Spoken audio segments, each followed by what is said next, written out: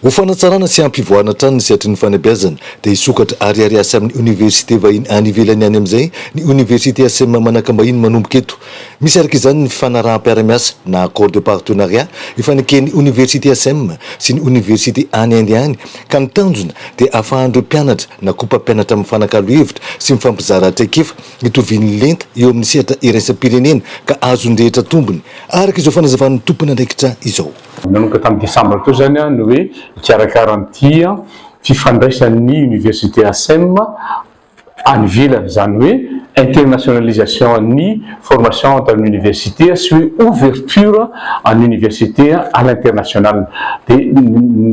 nandrasana amiko zany dia hoe anao partenariat amin'ny université matanjaka rehetra any ivelana na anglophone io na francophone io na aiza na aiza. Donc resaka tanana zany par l'université io dia tonga tato zay mirahalahy dia niaraka nanao an'ity atao hoe texte ny accord de coopération ty raha ny tena marina moa zany dia za mihitsy nany nanolotra an'le izy satria somary elaela le zavatra mitaraiky loatra le izy za tsy titety zavatra loatra mitaraiky dia soatako le 7 page io dia miproposeko tamin'ny représentant ny université amparolona dia io zany lasa vetiny rano azo profiten'ny présidentsika. Amin'izao fanombohan'ity fifanaraha-piaramiasa ity izao izay ho avaozana isa-taona dia isy mpianatra misa 7 avy amin'ny université ASM anaraka ny lalam-pifanana fifandraisana iraisam-pirenena sy diplomatie ary manana ny mari-pahaizana master mandeha hanao fitsidiana visite académique any Inde izay entina mikavana ity accord de partenariat ity. Ity zany isa-taona ho avaozana fa ny vague voalohany zany dia isak'izy aova master ny relation internationale et diplomatie zay manakefitra ary efa ho atao projet fito izy ny akizy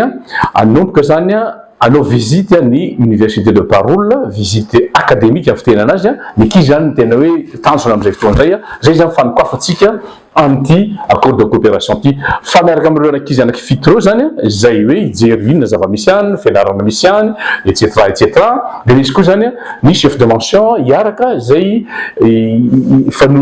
fanakalo hevitra amin'ny doyen any dia eo amin'izay le teny hoe amin'izao ohatra hoe amin'ny santé zao nataontsika miaraka amin'ny business amin'ny gestion zao nataontsika amin'ny droit zao nataontsika. Ho fanatsarana ny lafiny serasera sy ahalalan'ny any ivelany misimisy kokoa ny mahakasika ny université ASM manakambahiny ny fampianarana na koa ny fiofanana dia isy tanora mpianajara iray andeha hiazo any Inde ihany koa hiaraka amin'ireo fitomianada ireo. Ny tanjona dia ny anatsara izay serasera sy fisokafana amin'ny any ivelany izay.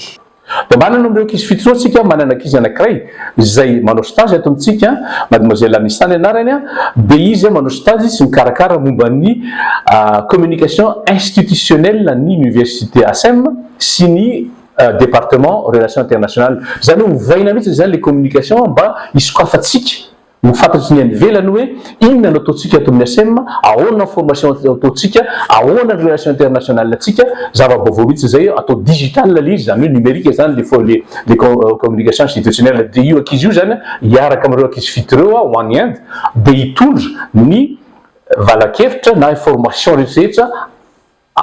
amemoana sy anatsarana ny communication institutionnelle l'université ASM io amin'ny cadre accord de coopération miaraka amin'ny parole io. Akoatra ny université any Inde io dia efa misy koa ny université amina firenena hafa toy ny ao amin'ny ranomasimbe indiana vonona iariasa amin'ny université ASM manakambahiny Atsoatsy isan'izay Nosy Maurice sy Nosy La Réunion. Maromaro ihany zany ny université fa contacté ny département quoi dia ny voalohany indrindra angamba ny université de Mascarene au Maurice ary izy ary tena hoe voalohany indrindra alohan'ity université de parole ity saingy moa hoe nisy fiovanan-kely zareo satria misy élection des nouveaux ministres dia somary administrativement parlant politiquement parlant misy hoe tsy hoe retard fa ataontsika hoe misy